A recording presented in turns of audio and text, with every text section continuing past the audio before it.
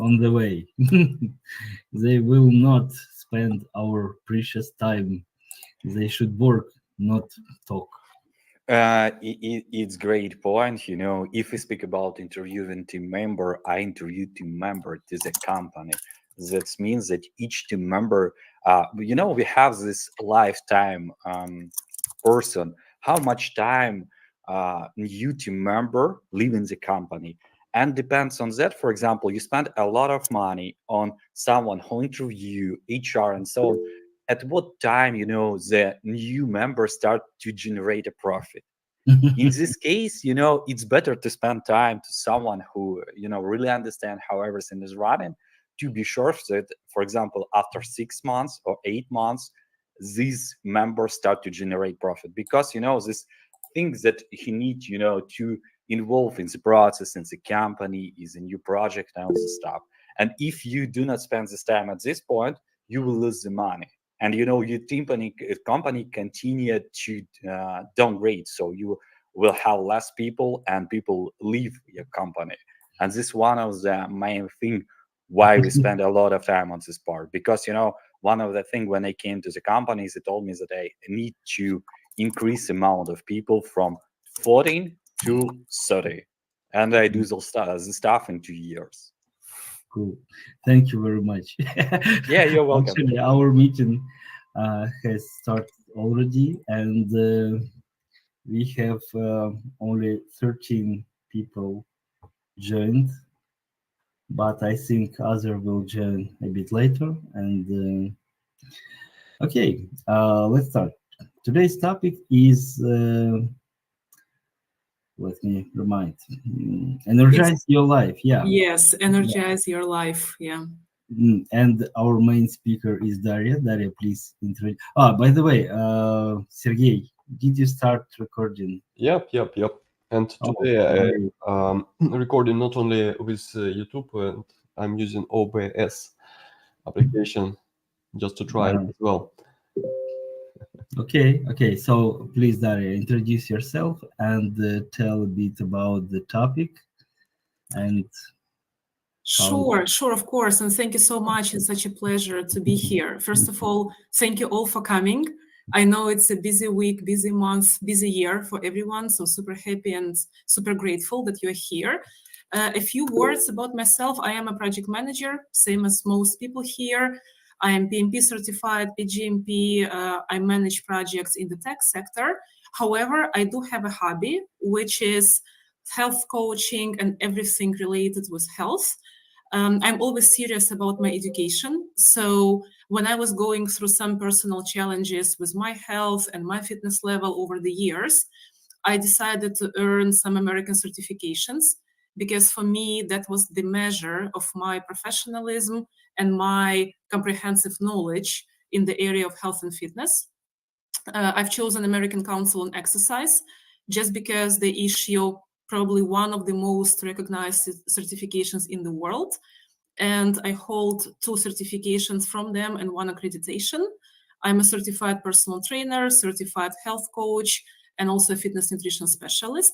That's a hobby. That's not how I make money, right? I'm a project manager. I have a totally different career. I did that because I was fighting with some challenges myself. I was extremely overweight. My weight was over 130 kilograms, just because of the tough project management life and, sugar coffee. I can tell you a lot about that. So, 130. Well, 125. But I cannot believe. No. It's now it's 65, I guess. Yeah. So I've lost a lot of weight, and I went into CrossFit. You lost a half of you. Yeah, maybe a bit less, but yeah. Went into CrossFit, gained muscles, gained strength and endurance, but more importantly, gained the knowledge. And yeah, super happy to share with you. Now, my approach is more comprehensive. So I can talk about calories and exercise, sure, but this kind of information you can find everywhere. I think a more unique approach is the American functional medicine, where we look at health and body comprehensively. And basically, the main thing we are fighting is the inflammation. Because when we're talking about energy, mental energy, physical energy, it all starts from how well your body functions, right? Muscles, weight, everything else is like secondary, because by the time we fight with inflammation, we cannot achieve other goals. You can push through, you have the willpower, yes, you can. However, resolving inflammation would be the primary goal, right? Now, just to be clear, I'm not a doctor. So with all my certifications, health coaching, and so on, yes, started, yeah. I'm not a doctor, so don't treat this as medical advice, right? Now, I can share a presentation and you will tell me if you can see it. Maybe we can start with introduction first. Oh, sure. Let me stop share. Yeah, of course. So I guess, Sergey, over to you. Okay, yeah. And I'm a project manager as well. Yeah, I have over the 13 years in IT. Yeah, I started as a developer, and right now 5 last years I'm on managerial positions. Yeah, and have a lot of different areas like cybersecurity, medical, health insurance, and current one it's blockchain technologies. I believe that our future depends on blockchain technologies and artificial intelligence in combination. So this. Even the word to Kolya. Yeah, thank you very much. Okay, as for me, I'm also a project manager with more than 10 years of experience in different areas. I worked in various companies, small companies of 4 to 10 people, and big companies with thousands of people in outstaffing, outsourcing product companies. But actually, it was some kind of a way of searching myself in the project management area, because I know that I like to do it, but I don't like it in any way. I would rather work with companies that match my point of view, my values, my thoughts and approach, and that's why I'm changing companies sometimes. But if I'm not sure, if I meet the company that matches me perfectly, I will stay there for the rest of my life. But if not, I will start my own company and I will gather other people to work on any project. Okay, thank you very much for your attention, and let's take a few minutes introduction for our visitors, for our audience. Maybe someone has a question for us right now before we started our presentation. 5, 4, 3, 2, 1. Nobody wants. Okay. It's quite okay if you don't have questions now, but if you have any, please raise your hand or give us any other signal that you have something to clarify, and we will gladly answer you. Okay, Daria, so back to you. Of course. And look, I prepared only 3 slides for you guys today because I didn't want to make this a lecture. I can be talking about health for months or years, for sure, till morning. But I just wanted to make sure we give you the basics, and then, of course, we'll be super happy to answer the questions. I guess you can see the presentation, right? It says, yeah. Energize your life. Amazing. Okay, so I guess this slide is the most informative. That's why we feel tired. And it's not as simple as, calories or exercise. It's a lot more comprehensive. Now, this approach is coming from American Functional Medicine, from Dr. Berg. You can watch his YouTube videos, but also from some modern materials and latest research on exactly the topic of inflammation. So obviously, the first one is nutritional deficiencies, which is, as we know, right, the deficiencies in essential vitamins and minerals. For example, vitamin B12, D, iron, and magnesium. Now, each of that is a lot more complicated because you can tell me, yeah, I have B12 supplements. And my question would be, what is the chemical form of that B12? Because some people, or we can say a lot of people, cannot metabolize the usual form, which is why we need methyl form, methyl. So anytime you're looking for supplements, you're buying online or in a shop, in a pharmacy, anywhere, look for the substance, right? And make sure that before you buy, Google or check what kind of chemical substance you need. Same for magnesium, right? Magnesium comes in thousands of forms: glycinate, taurate, oxides, and the other ones. Some of them have specific functions, right? One is more relaxing, one is more, laxative, one is more, has other functions. So before you buy supplements, think or Google which one you need. For vitamin D, check the protocols because American norms are much higher than European.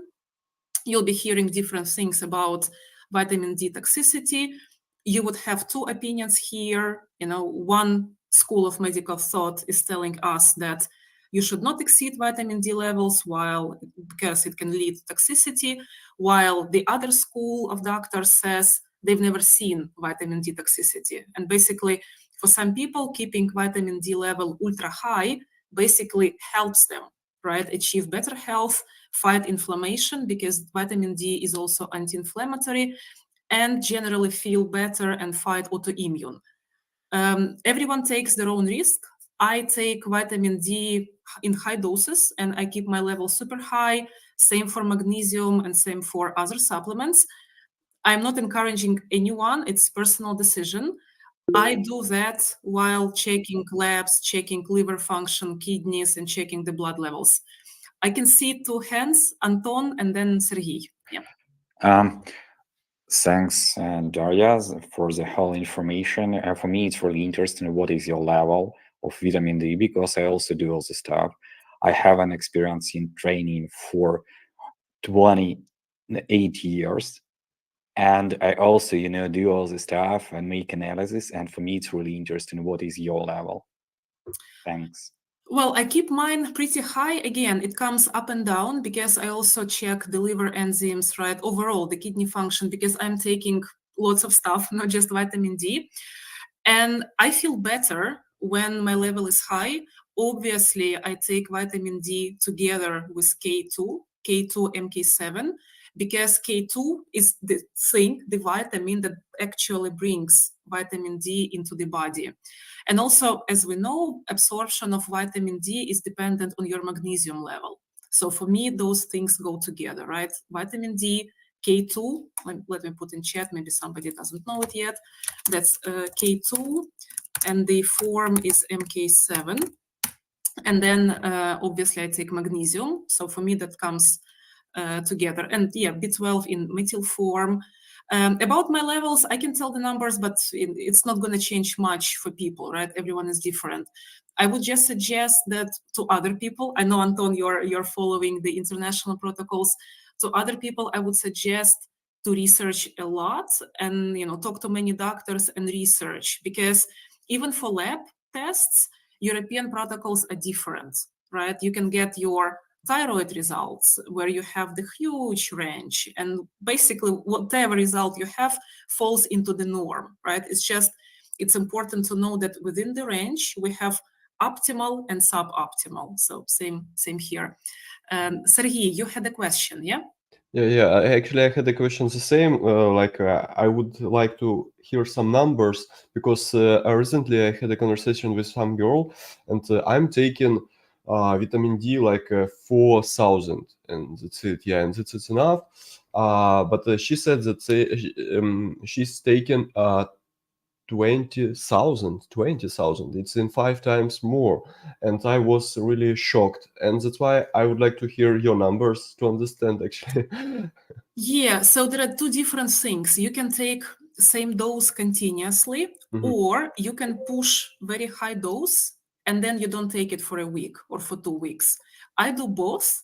If I am on a regular, right, I used to take 5,000. Now I know it's not enough. So I'm taking 10,000 every morning.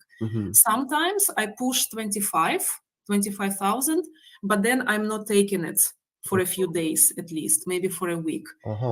Because the girl said that she is taking such doses every day for a long time, and I was really shocked with such. Well, if you listen to those American doctors like Dr. Berg, for example, right, I think he said once that he's never seen a vitamin D toxicity, meaning that people can take ultra high levels and that's fine. Now, it doesn't mean that it works for everyone, right? Different people have different conditions and so on. Yeah, Anton. Yeah, I have, while you're asking all this stuff, we have a call with the doctor. She had an experience for more than 10 years, and we also discuss all the stuff about vitamin D for IT specialist. And one of the things that she told us, and also we find out this information. So basically, there is a people who even died about, when they have a lot of vitamin D in their blood. And even, when it was done by doctors, but they do not measure, they do not metric, all the stuff, how it depends, on all the stuff. And, they even have a death, this part when someone just died. So basically, from the doctor experience, she told us that better, take a look at 5,000 and 10,000, and then, go to the labs, make analysis and take a look at the level. And then when you have, for example, enough level, as you said, Daria, because we all are, like individuals, and we all have, the different levels that we feel ourselves better. And then she tells that need to take a look there, and then just to continue, to decrease amount of vitamin D, and to continue to have the same level that helps you to feel yourself better. Thanks. Absolutely. And we should be looking at the body comprehensively. And the first question would be like, what is the reason, right, that the patient is looking for a higher dose of vitamin D? Now, if the patient has deficiency, yes. Or the patient has an autoimmune condition and we need to remove inflammation or decrease inflammation, yes. But if we're talking to a person who does not have autoimmune, who does not have vitamin D deficiency, who has totally other issues, then our answer does not have to be necessarily vitamin D, right? We can go for other substances, because look at this even chart, right? I put 9 things which cause fatigue and tiredness, but there could be, hundreds of them, right? Those 9 are just the priority ones. So I guess the first one we've covered, which is the nutritional deficiencies.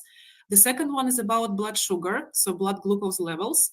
Obviously, we all react to food differently, but the idea is that over the years, over time, right, when your insulin is high, the body builds so-called insulin resistance, which in turn causes inflammation, right? And one of the symptoms is the brain fog, because many people say that I'm tired, but tiredness comes in very different forms. So your muscles can be tired, your brain can be tired, you can be upset, out of energy, frustrated, and so on, or you can have a brain fog, like it's hard to concentrate, it's hard to think clearly. And that one is not tiredness, right? That is, brain fog is a brain fog, it's a separate condition, and that can be fixed as well. However, we need to look at it more comprehensively. So for the blood levels, I can tell you how I use it. I measure glucose. In the past, I used to measure many times during the day just to see how the body reacts to different foods and how I feel. For example, when I feel extremely tired, I would measure and I would see, is it related to glucose? Maybe yes, maybe not. Maybe my glucose is fine. Then I need to look for the reasons somewhere else. So for me, it's just like KPIs, like project management, like tracking, right? You look at different parameters. Is it my glucose? No. Is it my vitamin deficiency? No. Is it something else? I keep looking. So blood sugar, I highly recommend that you dive into these topics, that you at least have a glucometer, which is super easy to buy. And then when you have a chance, 4-point test would be very good. What is the 4-point test? You go to a lab, you go hungry in the morning, they measure two things. They should measure glucose and insulin together. Then they give you glucose to drink, and they measure in 1 hour, in 1 more hour, in 1 more hour. So you do it, for example, 7 in the morning, 8, 9, 10. You sit in the lab and they measure every 60 minutes.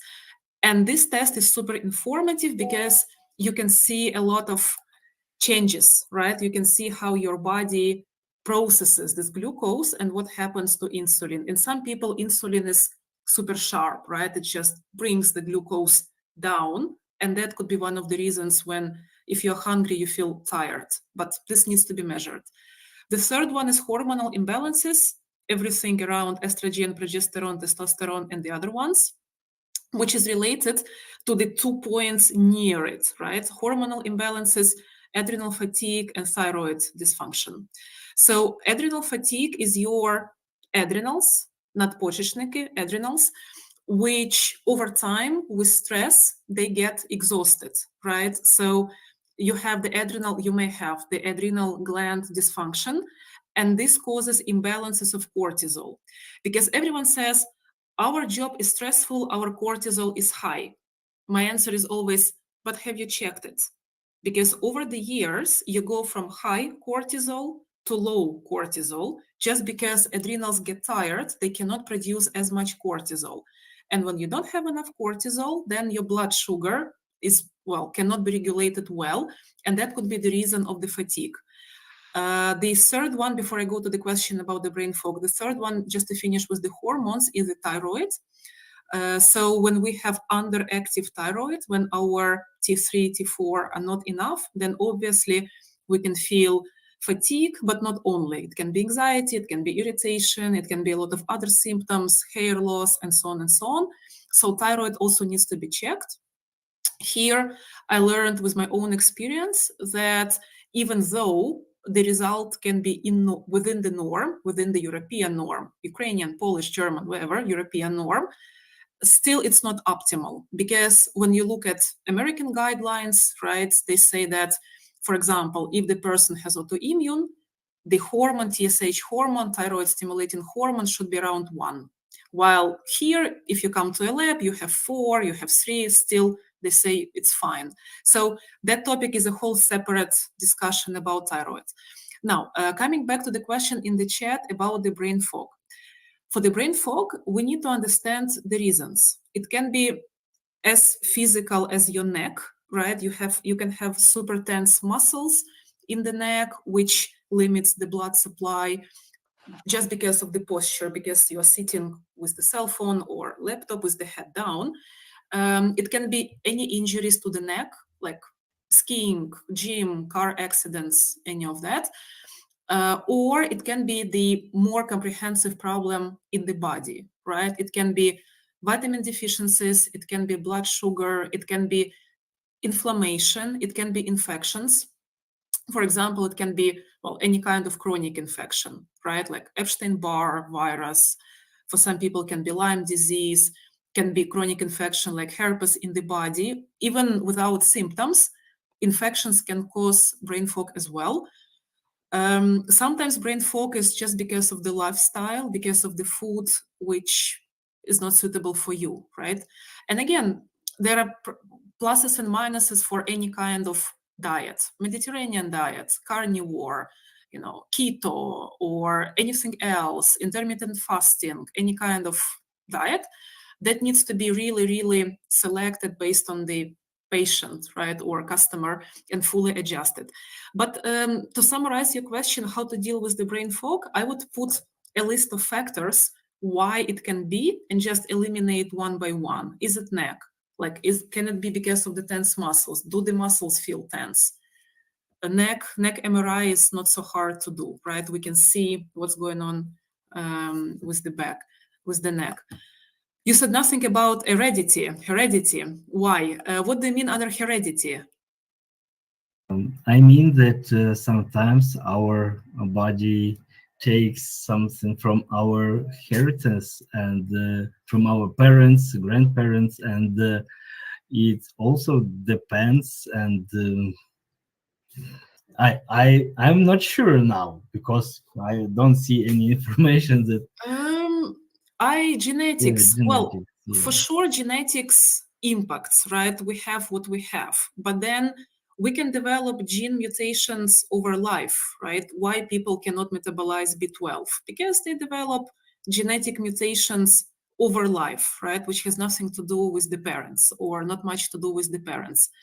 Now, genetics, of course, it's a super difficult topic, sure. However, the question is, what can you do? Suppose, I'm not talking, Mykola, about you, I'm talking about imaginary patient. Suppose imaginary patient had cancer history in family, had autoimmune diseases. A lot of women have thyroid and autoimmune diseases, Hashimoto, which is why a lot of people theoretically, right, have this, tendency to Hashimoto. The question is, so what? We cannot change the genetics, but we can change the lifestyle, we can add some nutrients, we can add some vitamins, which means for me, genetics, it is important. However, there is not much I can do. Suppose the patient brings me genetical results with, some deviations, right? The only thing I can change is the lifestyle. Basically, the patient can change. I can only recommend. But yeah, Yaroslava said inheritance is only 20% of the impact. Lifestyle is 50. Yeah, it depends. Somebody can be super healthy, like a football player, and can suddenly have a heart attack. Healthy lifestyle is not a guarantee. However, healthy lifestyle obviously increases the chances. Yeah. And Victoria said about spending too much time on social media. Yeah, exactly. Scrolling and any kind of sensory I guess that's about the brain fog, right? So scrolling and any kind of sensory overstimulation, also noise overstimulation, being in loud environments, that's also detrimental. Not so much as inflammation inside the body, right? Because your eyes can get rest, while the body, if it's in inflammation state, it cannot. The other interesting is toxin overload. Check your blood for heavy metals like mercury, rtуть, like lead, свинець, like cadmium, like arsenic. So typically the labs, they have a package. I was surprised when I did my tests and my toxins levels were ultra high, right? After living all my life in Kiev. And I don't know where it's coming from. Water, air, food, cosmetics, I don't know, washing powder, I don't know. I was living normal life like everyone else. I never smoked, I don't drink. And, I was working in the office. I wasn't working in a factory. However, the result was that my toxins levels were ultra high and I had to go through chelation, which is a series of IV intravenous treatments to wash away those toxins. So toxin overload and heavy metals toxicity, it can be a problem. Mykola. I have two questions regarding the toxics, and I want to ask first, did you recheck the results in another laboratory? Because the results were unexpected and maybe unrealistic. And the second, did you feel the result after washing out these toxic elements? Yes. Well, yes and yes. So when I got the results, of course, I went to another laboratory and we checked again. And yeah, unfortunately, it was high. It was super high in lead, свинець, super high in lead, but also very high in mercury, in rtуть. As I was thinking, for no reason, because I never worked in heavy industry. I never was in touch with metals or any other substances. I was buying food like everyone else from a supermarket. However, that was the case. And then after, I would say, fourth or fifth session of this chelation, chelation, which is intravenous, капельница, intravenous procedure, I suddenly felt extremely well, right? So my tiredness was gone. I had tons more energy and I was feeling really better. I felt like, 20 years younger just after 4 or 5 procedures. Whoa. So, and then I measured my results after I completed the whole course of this chelation. And obviously my metals went down. They were not zero, but they went considerably down. So yeah, on that one, Yeah, Sergey. Daria, can you suggest such clinic or somewhere it's in Kyiv? How can any place? I did it in Poland in Diagnostica, but I think Synevo should have. We can check Synevo. Google something like Synevo важкі метали, Synevo rtuуть. Got it. They should have it, yeah. And then it's a super informative and very interesting test, which explains a lot. And if you Google further, it's not about you, Sergey, I'm talking to everyone, because people have different goals. If anyone is planning a child for women, check the heavy metals and Google relation between heavy metals and pregnancy and risk of autism and other stuff. Just Google it, right? Because this is the latest research. It's not necessarily confirmed. It's coming from research, right, from laboratories. However, there might be a link, which is why it's worth, checking it. The other one is chronic infections. So as we discussed, right, any inflammation in the body, any virus can cause this long-term chronic inflammation. Better to check. The question is, what if you have it, right? Because 70% of Earth's population have some chronic infections because we live in a society and obviously we have it. And the question is, what can you do, right? And then there is no clear answer. So if you have those active antibodies, IgM, then that can be treated. If it's more IgG, historic antibodies, there is not much you can do except for anti-inflammatory diet, same, anti-inflammatory supplements, and keeping inflammation low. At least not eating inflammatory foods, not doing anything that increases inflammation because you already have it, right? So avoiding anything that increases inflammation, avoiding processed foods, avoiding lack of sleep, avoiding stress, avoiding exposure to chemical substances, as simple as cleaning in gloves, right? Or any contact with chemicals. And reviewing everything you're doing, reviewing your cosmetics, reviewing your washing powder, making sure that it's less toxic. Then the other one is the sleep disturbances. That one is obvious, right? Because lack of sleep increases inflammation. And the other one is leaky gut and food sensitivities. A few words about leaky gut, what it means. We're talking about gut, intestines, кишечник, where over the time with inflammation, the walls can get thinner, right? And the concept of this leaky gut is that whatever you eat, so the food, the molecules, the small parts, can get through the walls of the intestines. And this is when your immune system starts attacking it, because the immune system is defending the body, and the immune system treats this, whatever is coming, whatever is coming from the leaky gut, treats as an aggressor. It activates the immune system. So for that, the solution is healthy diet, probiotics, and thinking about it, right? At least not increasing inflammation by eating inflammatory foods. So leaky gut causes this immune response, but also it causes the bad absorption of vitamins and minerals, which is why some people are taking a lot of supplements, and theoretically they should have high levels of everything, but they don't, right? And then one of the reasons can be those mutations that they cannot absorb, which is why they need methyl form. And the other reason can be leaky gut, but of course there can be more reasons, right? Now, if anyone wants to take a photo of the slide, capture it, screenshot, whatever, you can do it. Yeah, actually, I think Sergey will share the link to your presentation. Okay, absolutely, yes. Yep. Yeah, perfect. Okay, so once again, what do we do, right, with the chronic inflammation? I think we should start from identifying the causes. And basically, you do it one by one. Is it insulin resistance? Is it my diet? Is it heavy metals toxicity? Is it infections?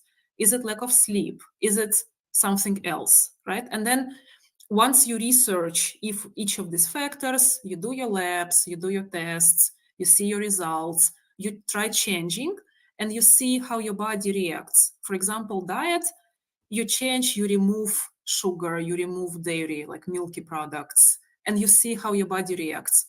Some people remove bread and gluten and they feel great.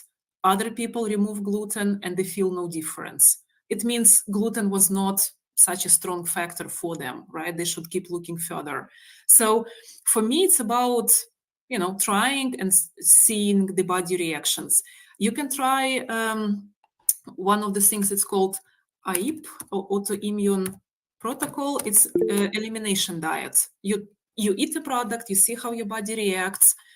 If it's fine, you add something else. If you feel inflammation, it means, you cannot eat eggs or nuts or milk or anything, or gluten or anything that causes your reaction. Yes, Sergey. I have a question. How much time do we need to track if this product or not was the reason of the bad feelings? It depends, because sometimes you feel it even in half hour, in 1 hour, right? Because the easiest example is sometimes you have a cup of coffee and you feel great, but sometimes you have a cup of coffee and you feel terrible. And then I would look for the reasons. I know that, for example, there are coffee machines where you make coffee from capsula, right? And by now I know that this brand, I feel totally fine and okay. From the other brand, I have terrible heart rate, I feel fatigue, I feel tired. While coffee is coffee, I cannot say that I have allergy for coffee. I don't. It's just a certain brand of some products, because it's coming from factories, for sure, it's been processed, causes reaction. Yeah. I can also use it during my, working day. If I know that some kind of food makes me sleepy, like, for example, pasta with some fatty sauce, yeah, or rice, like white rice, or because everyone has their own list. Somebody can eat rice for many years and they feel great.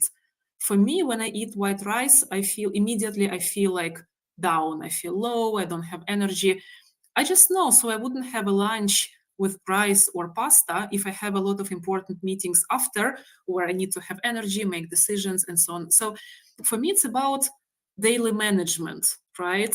Like, if I know that the day is very difficult and I need to be on top of my game and, solve everything, then I would really, really watch my food to avoid a situation that one meal would really kick me out.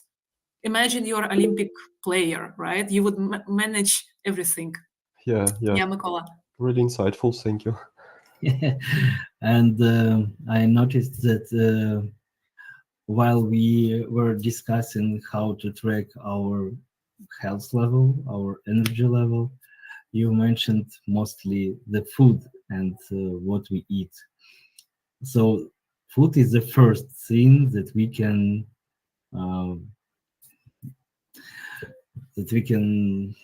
take into our consideration, and it's much easier, as I see, because having some nutritions, having some exercises is more time wasting, more complicated to organize.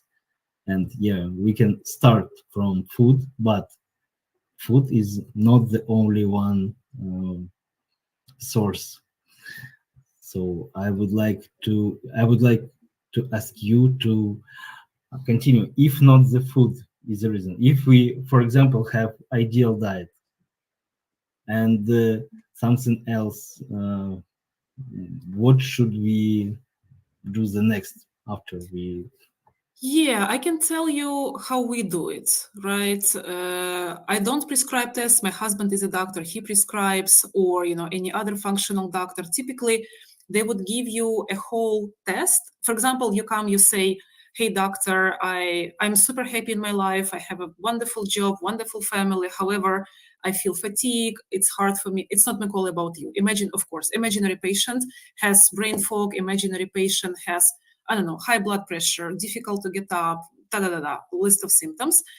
And the doctor starts with a blood test. The methodology is they would check a few parameters, but for every topic. For example, they would a few points about thyroid, a few points about adrenal fatigue, glucose test, right? Some markers for the heart, CK, CKMB, general C-reactive protein, CRP. Then they would see different blood parameters for different, for example, what's the situation with the liver? A few tests for the liver enzymes. What's the situation with the kidneys, creatinine? This is also we need it, and not just creatinine, the other ones as well. We also need it because when we prescribe supplements, we need to understand how the patient's body will handle it, right? Are the kidneys okay to process this volume of supplements? Is the liver okay? Then, I mean, in ideal world, you'll be sent for MRI. In Europe, it's difficult. Maybe in some countries not.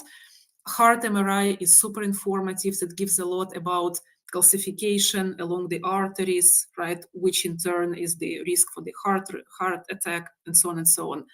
Now, abdominal MRI gives a lot about not your imaginary patient organs, if the patient has any cysts, anything in the kidneys, anything in the liver, generally, anatomic location of organs, any deviations from the norm, and so on and so on. Brain MRI is highly recommended over a few times over the life, just to avoid any tumors or any changes in the tissue. And with the brain MRI, typically you get neck MRI. And from the neck MRI, you can see whether the neck bones, the discs, right, whether they're suppressing any nerves, and overall what we have with the head. Then Doppler, which is the USG of the arteries, right, to see the blood supply in the head, and so on and so on and so on. And then, so the methodology is the doctor would check a few parameters from every topic. And then if, for example, one topic shows serious deviation, for example, looks like the patient has adrenal fatigue, or looks like the patient has very high cortisol, right? And that could be the reason for his or her high heart rate and so on. Then the doctor would dive deeper and order more tests for that topic. It's a process. So functional medicine, it's not emergency medicine. It's not like you come and you get your arm or anything fixed in 1 hour. That's not the case. Functional medicine can last for months because the body is so complicated, and because the patient has been using this body for 30 years, 40 years, 50 years, 20 years, whatever. And typically people who come, they tend to be, 35, 45, and so on. So, I mean, you don't buy a car which is 35 years old. Why? Because you know that the parts have been damaged over time. Same with the body. It's not about buying it. I'm just giving you a comparison, right? That when we think about a physical thing, we know that age means a lot because, the parts, the metals, they get degraded. Same with the body. We've been using the body for many years. There have been infections, there have been toxicities, there has been food, sleep, and many other factors. And now, out of all of this, we need to figure out what is the exact reason, right? What's causing it? And yeah, so there is no simple answer, to be honest. But my methodology is I keep doing blood tests. I do it all the time. I check different things. For example, this week, something, and in 2 weeks, the other part of the body. And yeah, and then I see how it changes. I have my dashboard and I can see, if any of the values change. But yeah, it's a process. When I talk to people, people say, oh, it's expensive, the lab tests are expensive. I say, well, yes, but when you go to a restaurant, when you go shopping, you buy stuff, you spend money. But the health expense is like the most important. Because if, God forbid, the patient has a heart attack, then none of this matters. Not the shop, not the apartment, not the car, none of that, right? So for me, like, health is the primary. I did heart MRI when I was 35, not because I had a specific reason, but because I wanted to make sure that my engine functions and that I can continue with my workouts and that my risk is low, because it's the last thing I want, right? To have attack or something. And it's not just that. I also did brain MRI, I did abdominal MRI, I did many, many other things. Just as to check, to make sure that everything is okay. And yeah, and same, yeah, I think that, if you invest in health, that's probably one of the most important investments, because yeah, that's the base, right? If you don't have health, then you cannot be successful in your job, you cannot make the money you want, and so on and so on. Okay, sounds complicated. Sounds complicated because the body is very complicated, right? I mean, the problem is that we have different kinds of doctors. We have endocrinologists, we have neurologists, we have cardiologists, but all of them, unfortunately, in most countries, right, they work separately. Each of them looks only at their own topic. So endocrinologists would look only at their own part, right? But of course, in the body, everything is interconnected. And that's why the functional medicine is so helpful. It was successful because it was helping people, because doctors were able to look comprehensively at the body and really find the reasons. Yeah. Sergey. Yeah, thank you. So in this case, we need to, I would say, create the list of the doctors that we need to visit during the month, for instance. We don't have such doctor that will cover all areas. Why not? Family doctor could suggest or But You can try with family doctors. My experience wasn't great, which is why, we deal with the functional doctors, and that have to be foreign doctors, because with all respect to doctors, and I know thousands of doctors, they're great people, they're saving lives, absolutely. It's just they have been trained to look at one part of the body. They can tell you everything about that part, but they will not look comprehensively. The yeah. other thing, yeah. And you said that this is functional doctors. It's specific doctors, yeah, because I haven't seen about such kind of doctors before. Unfortunately, Sergey, I guess like everywhere else, we have to learn it ourselves, right? Because for me, it was a long way of learning it. Same for, I guess, everyone else, for the same reason, because there is no person that you can come and, and really learn. I mean, me and my husband, we went through all this way of, he had education, of course, as a doctor, but then becoming a functional doctor is a whole different thing, because that requires collecting knowledge about everything and combining knowledge, because the trick is combining knowledge. Because, for example, the patient comes with Hashimoto, right? A doctor can say, we do lab tests, and the doctor will say that, yeah, your T3 is normal within the range. And we would say, well, it's within the range, but it's at the low border of the range. And in functional medicines, you look at the symptoms. You have lab results, but you listen to the patient very attentively to identify the symptoms. And if she's saying that she's feeling fatigued, and it's not just because she went to gym, she does not go to gym because she feels fatigued. So for functional medicine, we see if the condition is impacting the life, right? And if we're hearing that it is impacting her life, she does not have energy to go to gym, she's saying that she is less successful in her business or whatever because she's feeling tired and then we say that, okay, her hormone, it's still in the range, but we think that for her it is low. So let's try that she supplements it and let's see how she feels. And in absolute majority of cases, of course, she will feel better. So it's about looking, it's not just reading the medical protocol, it's about looking at the body comprehensively and combining things. For example, she has low thyroid, but she also has adrenal fatigue, and she has something else, and we need to find a solution. And of course, as Mykola is saying, diet is not just the response, not only diet.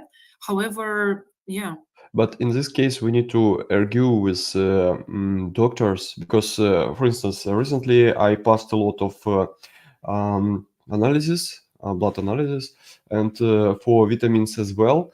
And I'm like a cosmonaut, yeah, spaceman. Everything is fine. Only vitamin D is required to be increased. But I'm still feeling tired. And I said to the doctor, I'm still feeling tired. And she said that, no, okay, probably you can just take vitamin D and that's it. But I asked her, maybe you can suggest any other analysis and so on. No, she said, probably maybe you need to pass analysis with hormones. Yeah. But I'm not sure. And in this case, I see that I need to convince the doctors maybe to assign me other analysis, and they are not thinking in the complex way. Yeah, I totally understand what you're saying, and I'm sorry that you're in such situation. I was also in such situation and still am, which is why I have to become quasi-doctor, not a doctor, I'm not a doctor, but like learn the knowledge as a doctor. I had to learn it myself for the same reason. And there are two things. Doctors are great. Once again, I fully respect doctors. I have tons of friends, doctors. They're unimaginably good. However, they don't have time because they only have, like, I don't know, 15 minutes per patient, 30 minutes per patient, right? Functional doctor will sit for days with your lab results.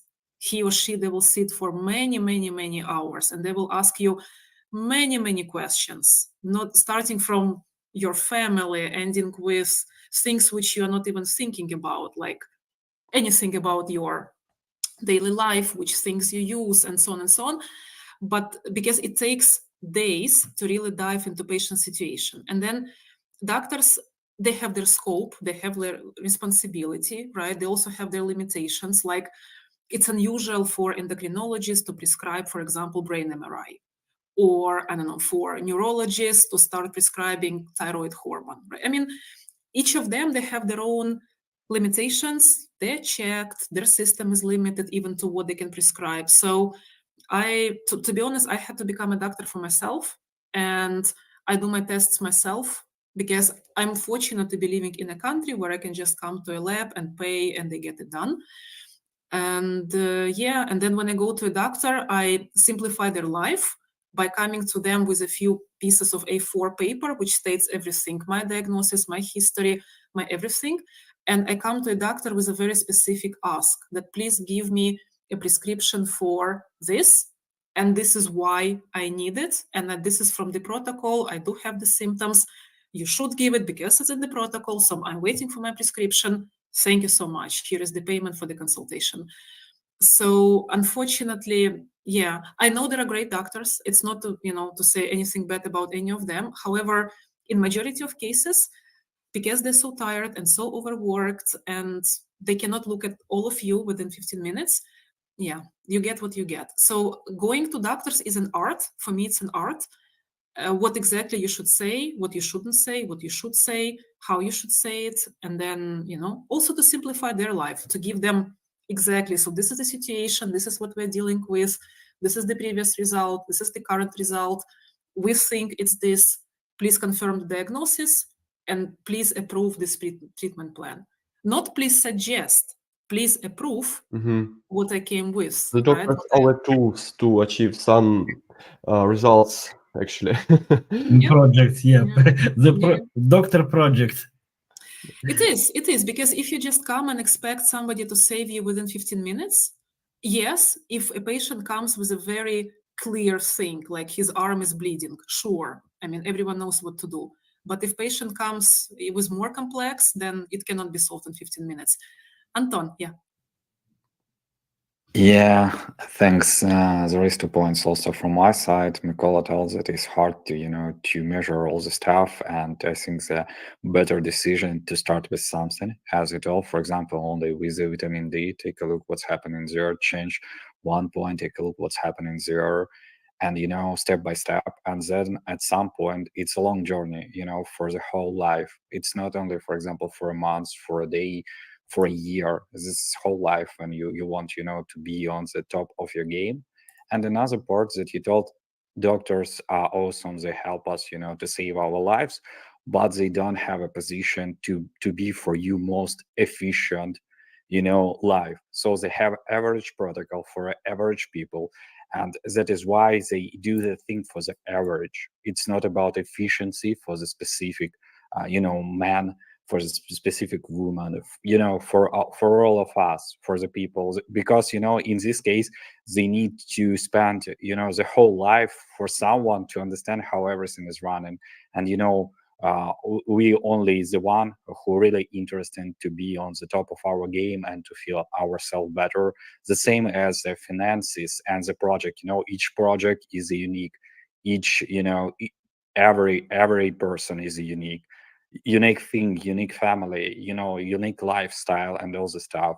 And this is our our way how to find out what we want to do. And Daria, I also do the same that you do.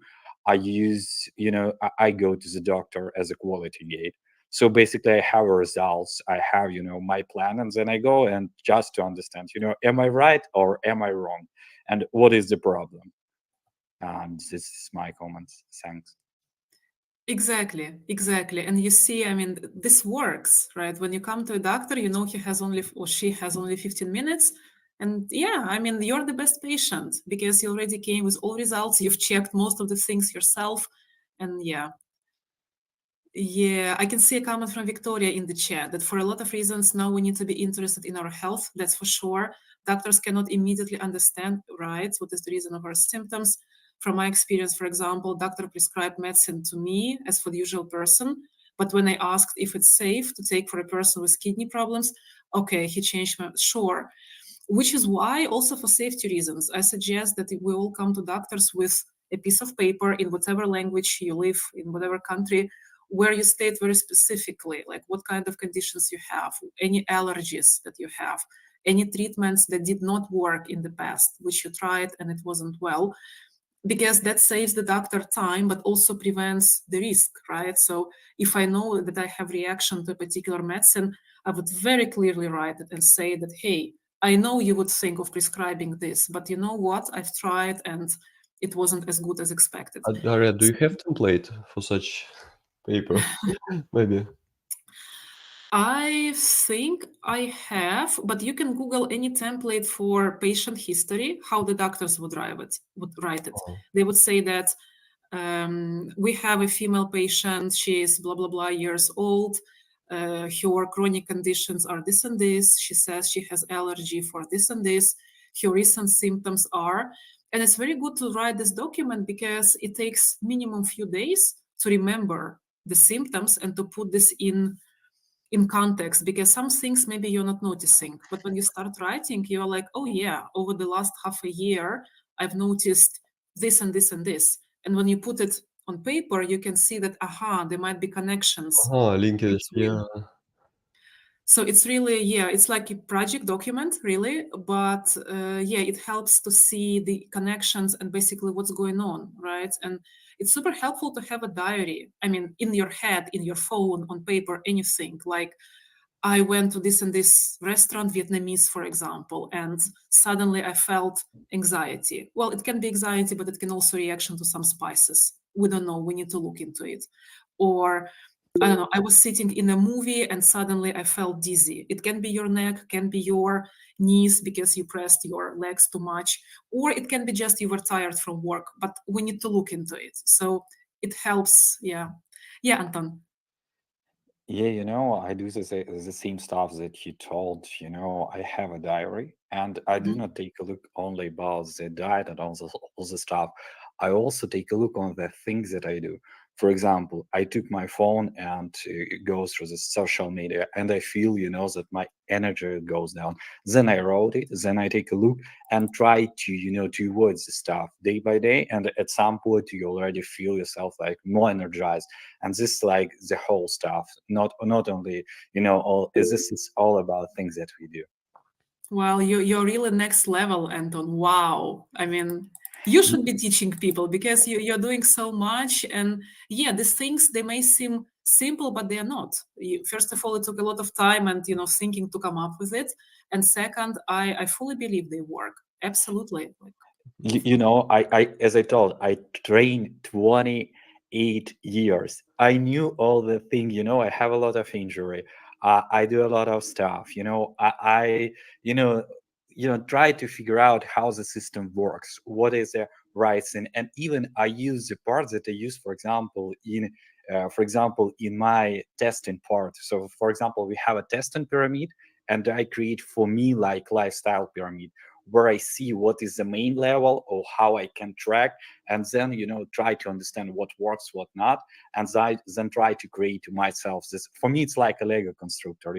I have training, I have eat, I have people, I have social life, and they try to figure out what is the best thing that works for me and when I feel myself energized. And this is one of the best part of our life, when we can create something for ourselves. Yeah, absolutely. Yes, Sergey. Yeah. By the way, that's why I called Anton to this meeting. Which is super helpful, and thank you so much. I mean, these are really valuable inputs, and I'm super happy that I'm not alone, that many people are also researching this topic and really looking into this, whatever you call it, biohacking or health management, energy management, whatever we call it. Yeah, it's super good to see that, you know, people are going into this topic. And I have such diary in my brain, but it's related to people actually. I noticed that if I'm chatting or communicating with some kind of people, I'm tired after this communication, really exhausted and tired, and that's why I'm trying to maintain some philosophy how I am interacting with the people, with some kind of people, yeah. And I know that some part of my friends they are increasing my energy, and I'm spending the time with them. Some part of my friends or not friends exhausting me, and I'm trying to avoid frequent communication with them. I don't know. Sometimes I really don't know why it's happening. But I'm following such things. And what do you think about these thoughts? Oh, absolutely. Absolutely. I mean, of course, there are things and there are people that just drain our energy.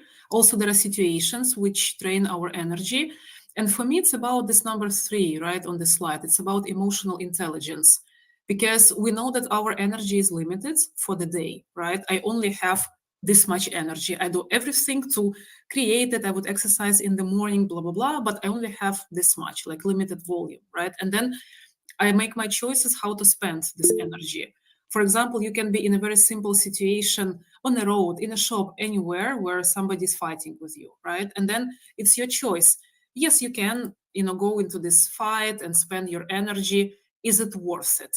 Maybe yes, maybe not. You decide yourself based on the situation. However, you should always keep in mind that energy is like money, right? You have a budget, and when you keep spending from this budget, helping everyone, spending energy on everyone, thinking about everything, you have less energy for yourself, for your job, for your family, for anything else, because the evening comes and you feel tired. So it's really about, managing and making choices. I spend energy here or there for this person, or for myself, or for my project. There was a question from Anton, I guess, and then there is a question from Julia in the chat. Yeah, thanks. I just want to share my system, which is 2-dimension. I manage time and manage energy, and I have points. For example, 10 points for a day, and then use each. My action takes some points, and sometimes it took, for example, 2 hours, but then I need to recharge for 4 hours, and that means that time it's not equal to energy that we spend. And when we try to track it in different dimension, we can have a better results, and that help us to understand, in a daily life, and of course in work, you understand which task you need to take and how much energy it will take. And for example, I use 10 points, and I understand, for example, this one is 3 points, another one is 5 points, and at this moment I understand that I only have 2 points. And if I want to train in the evening, I need to save these points to the training, because if I continue to use 2 points in the evening, I will not have energy and time and all things to continue training. So I need to take a decision. Yeah, absolutely. Sergey, yeah. But I will give the word to Yulia, and after Yulia, I will express my comments, thoughts. Yeah, of course. So for Yulia, the question is, any tips for time management? Sometimes it seems like the amount of things I have to do, including sleep, can be done in just one day. Well, I fully agree with what Anton was saying, right? That it's all about prioritization, because the life and the world demands everything from us, everything, like the work, family, social life, achievements, studying, and so on, right? So I guess the answer is same as what Anton was saying, like making realistic plans and really estimating the time. What I loved, what Anton was saying, estimating the real time it takes to complete a task. For example, sometimes you need to make a phone call to a notary, and the actual phone call is 5 minutes. But before that, you need to prepare, right? You need to find your documents. You need to dive into your situation. You need to understand what are your questions, make a list of questions, talk to a notary. After he or she tells you something, you recheck. So it's not 5 minutes. Sometimes it can be 2 hours, right? If you count all the preparation time. And yeah, and it's for me, it's the same about prioritization and about planning and being realistic. I'm trying to be as active as I can and to fill my day. I start at 5 in the morning and it lasts till late evening, and I fill my day and I do everything not to waste any time. I group tasks, I deprioritize, I delegate, I do everything. However, of course, I cannot do everything that I want in one day. So yes, it's about prioritizing, resting before the burnout, and really, also finding time for things that refill my energy, right? Because I cannot be giving my energy all the time. I also need time to recharge. It can be fitness, can be painting, can be going out, can be anything, right? But I think it's important that we not just spend the energy, but also we gain it, we get it back. Yeah, Sergey. And I would like to add that it's cool to use some not only analysis but devices. For instance, last 2 weeks I started using again my Mi Band. Such device that tracks the sleep. Actually, I'm not wearing it during the day, but I'm wearing it every night, and I'm working on my score. There is some score, and I noticed really correlation between my feelings and the score, and it helps me and motivates me to go to sleep earlier, get up earlier, for instance, and do some physical exercises and so on to have a better sleep quality. Yeah, it's really hard to maintain this because in Ukraine, at least, yeah, we have a lot of different circumstances. But still, I think we need to work on it. If we have the time and have a willing to increase our quality and be more energized. Another thing that I would like to say, it's about the sport. Actually, I have another system. If I'm tired and I'm exhausted at the end of the day and I have a zero energy, I'm going to the gym to unpack more energy from my body. That's a good one. And I'm sure, Sergey, that works for you, right? About going to gym when you feel extremely Personally, tired. yeah, personally for me, because it's not for everyone. I also used to do it. I had my CrossFit like 9 in the evening. Now I think, just talking about myself, now I think it was a bit of mistake because I tend to have low blood pressure in the evening. Of course, I have tremendous willpower and I was pushing through, right? But for me, for example, morning workout works better. So what I'm trying to say is that we should measure everything. And sometimes I'm meeting people, they're saying, I don't have a blood pressure machine. I don't have this oxygen meter. I'm like, well, yes, but you're buying so many things, right? So maybe you can buy that as well, just to see what's going on with the blood pressure, with the oxygen, with blood sugar during the day. And of course, Sergey, the device which you were mentioning, the one for sleep, it can be smartwatch, any devices we can use to give us the numbers, because we can only make analysis when we have the numbers, right? Otherwise, because sometimes somebody says, I feel fatigue. Well, and you say, okay, what's your blood pressure? What's your glucose? And the person does not have the data.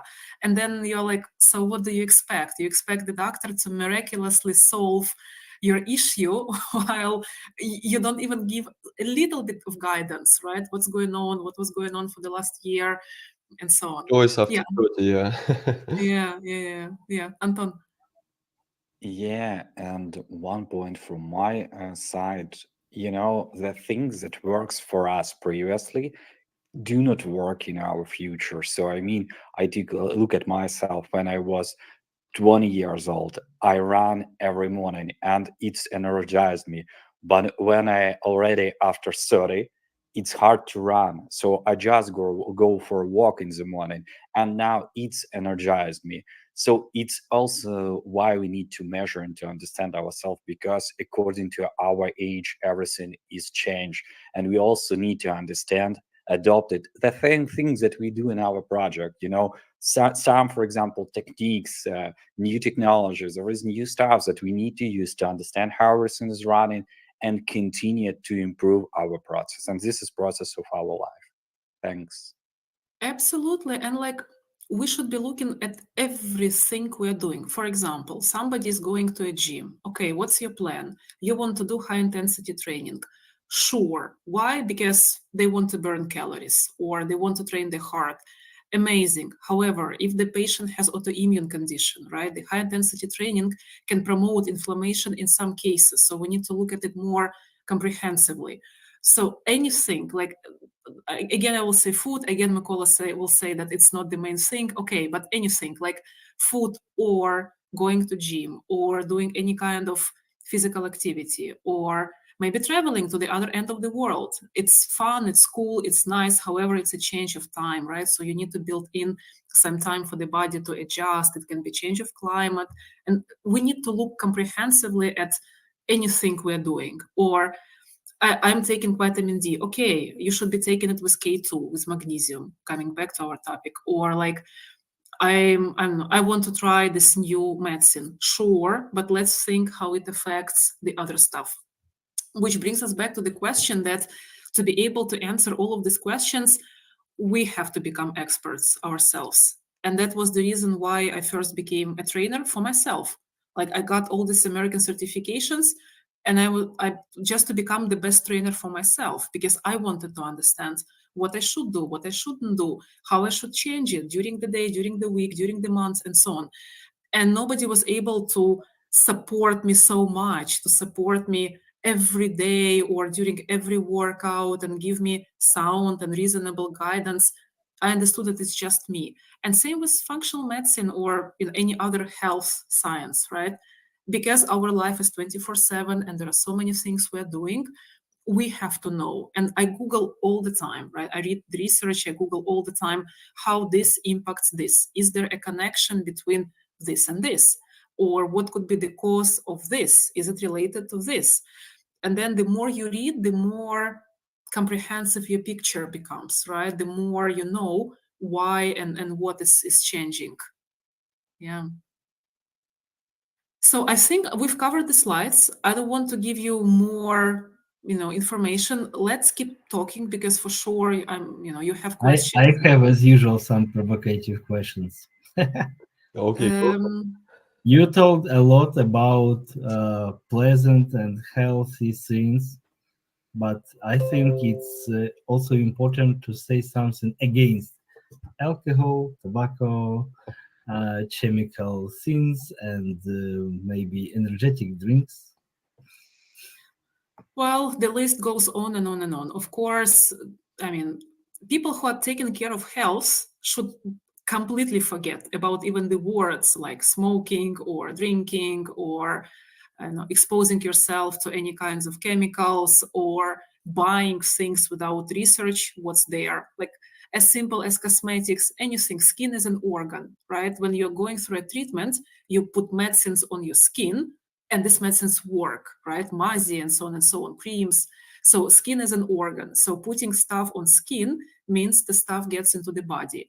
So putting unknown stuff on skin, like random cream or anything, means you're putting random stuff into your body. So it's deeper than that. And people who are at this level, of course, these people, I think, avoid smoking and alcohol and drugs or any other chemicals and so on, and junk food. Now, of course, life is life, right? I cannot say that we should be eating clean 24/7 till the rest of our life, because we're traveling and you have only this in the airport, or it's a birthday, or somebody brought pizza. Life is life, but it's about proportions, right?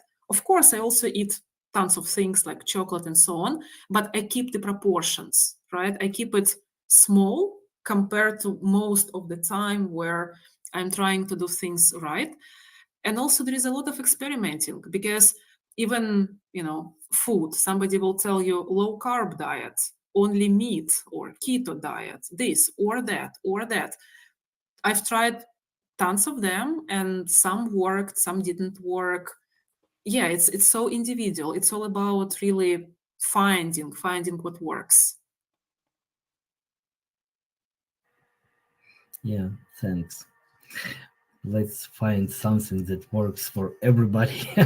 Some kind of universal pill.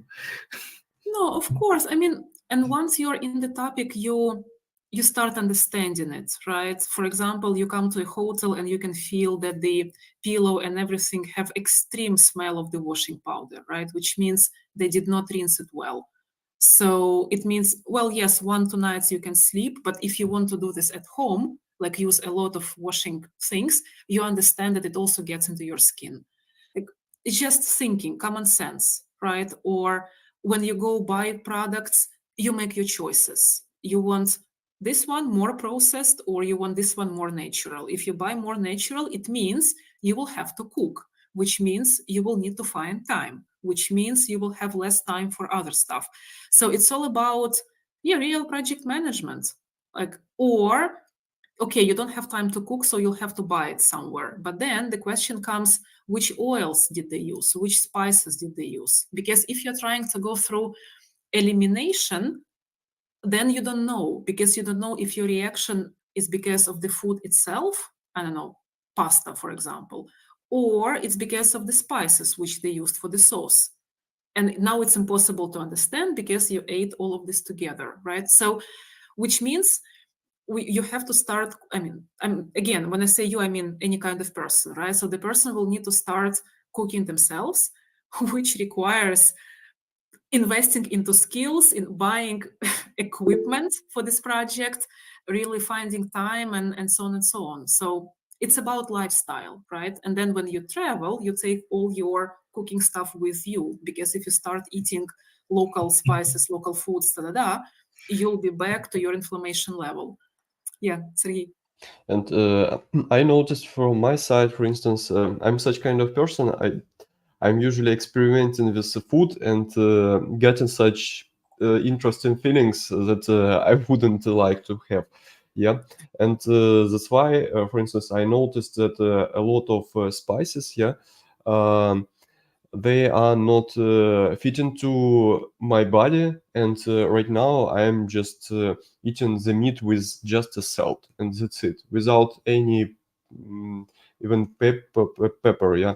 Uh, just a meat and salt, and that's it. This is my like approach.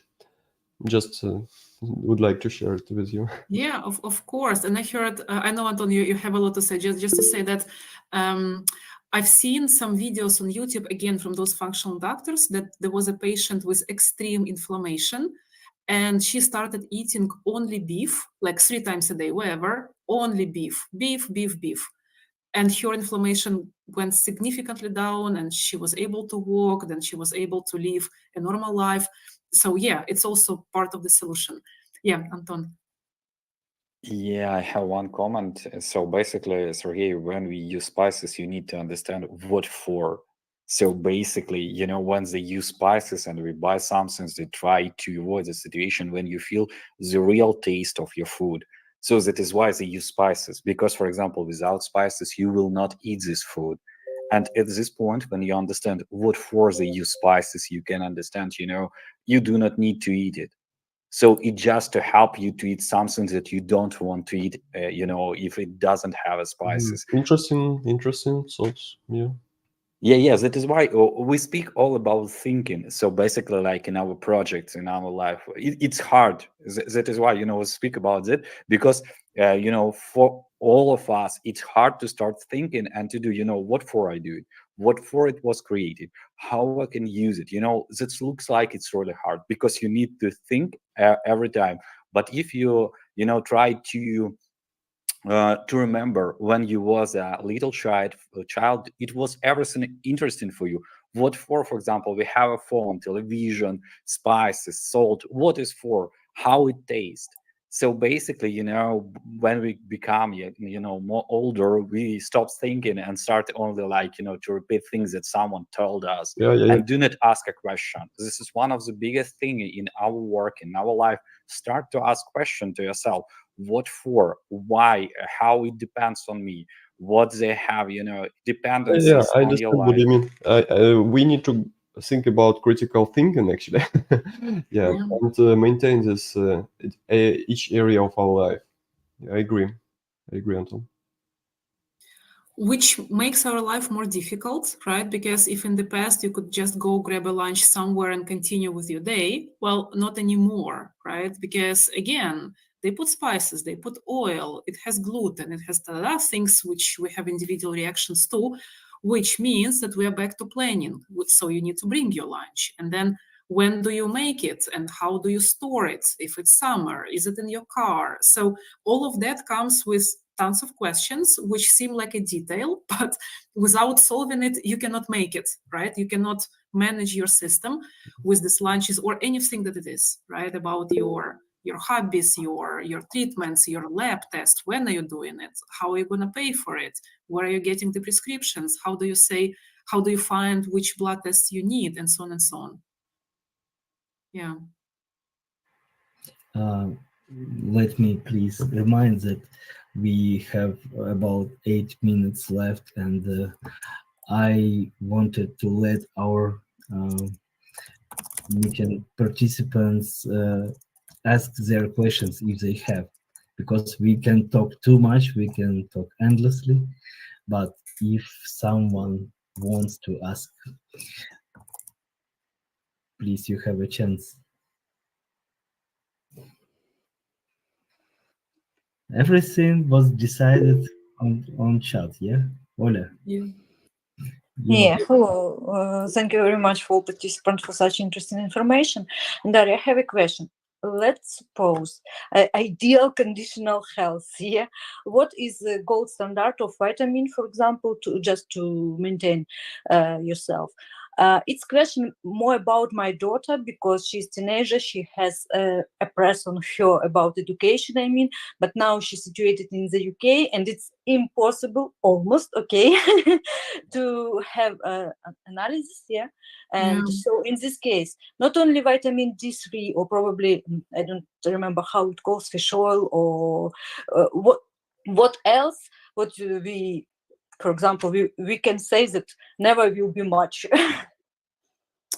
It's a tough question because, as we said, you can have extremely high levels, right? And then pushing a lot of vitamins without checking kidney functions can lead to difficult things. Because look, everything, we should start from the patient feelings and goals, right? So if the patient feels exhausted and tired, then of course we need to look into things. But then vitamins would be just one part of it, right? Is her sleep okay or his sleep okay? Is it, what about stress management? Can the person cope, like even have the emotional intelligence to cope with the stress? I don't know, to do less, to listen less to people, whatever coping strategy the person would have, right?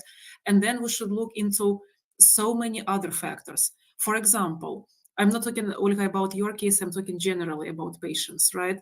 Sometimes people have a very specific goal. It can be, I don't know, it can be preparation for surgery. It can be preparation for an athletic event. It can be in vitro fertilization for women. And then, of course, we need to push loads of vitamins with the doses which are increasingly high than the average, right? But this is done short term and it has a specific goal. It has control mechanisms like blood tests and so on and so on. So pushing medicines and pushing high volumes of vitamins, it needs to have a reason. It needs to be justified and it needs to be controlled. Now, there is absolutely no chance to do a blood test, right? She's not coming anywhere to Europe, Poland, anywhere, no. It's unfortunately it's a big problem. Sometimes it's even hard to explain for what, because it's like against Ukraine, the doctors make decision. Do I need or no blood test? So it's. Well, in UK, yes, the doctor would make a decision. So the only way is to come to Europe to a private laboratory where you make the decision. But of course, it's time, it's expenses, and she's studying and everything. But you're sure about the symptoms of deficiency, or you're just suggesting that she might have? Unfortunately, last year we had a horrible experience with her diet, and it's nearly turned in when she lose a lot of whites, nearly 20 kilos. It's because depression, it's because of tiredness. Thanks God we avoid rehabilitation centers. Yes, so now her weight is okay. But again, autumn, and I see that she knows a lot about her education. She's in college now, and she chose a quite hard discipline. It's she wants to continue her education in medicine area, and for now she studies chemical biology and math. So and yeah, so I do everything I can. I try to do my best, and sport and smoothie and everything else. What according to my knowledge, what I know about it. But of course, because of previous experiences, as I said, I a little disturbed about it. Yeah, I understand, and I'm so sorry that you're going through this. Really, really sorry. I wish her good health.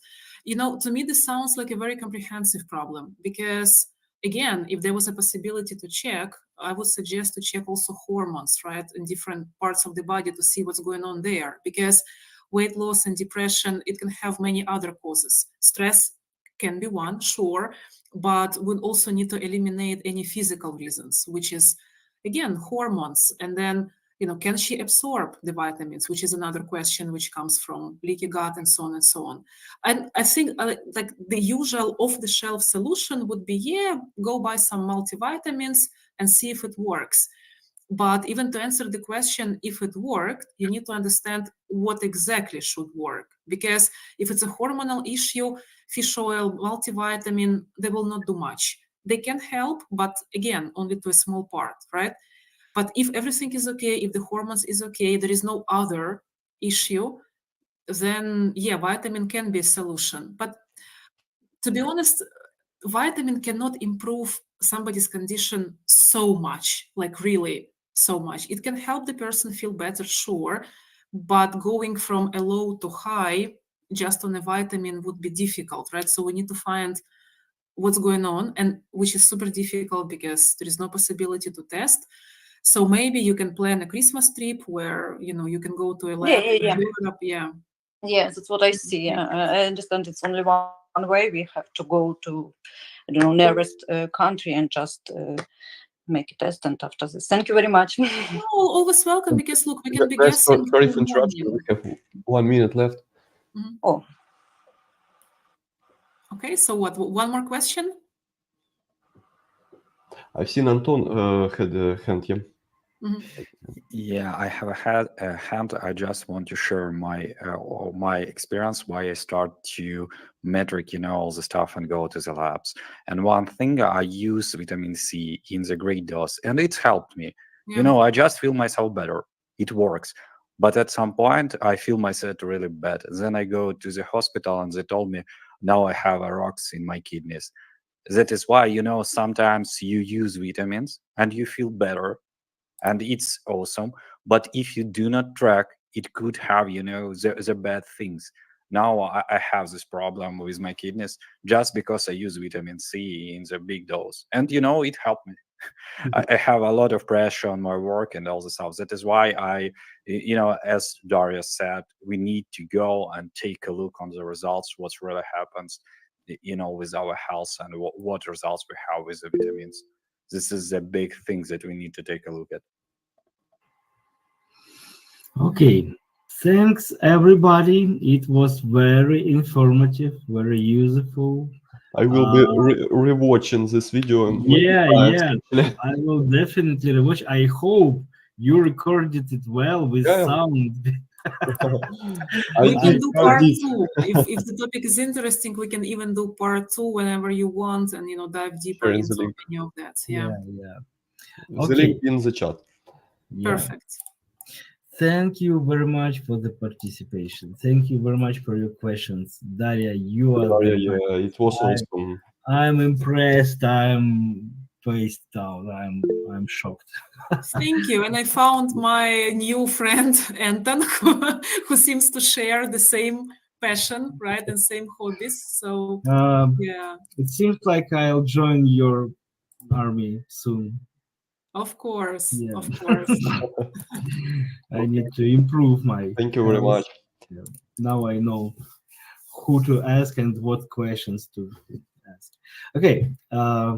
So see you next time in 2 weeks Yeah. on Wednesday 23rd. Yeah, 27. Wednesday 23rd. Yep. The topic will be discussed a bit later. We will inform. Yeah, we will inform. Please join our Telegram channel. Communicate with us, discuss your cases, your topics. We will be happy to help you. We are here for you.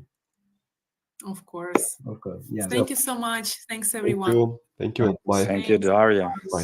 Thanks all. That was an awesome information.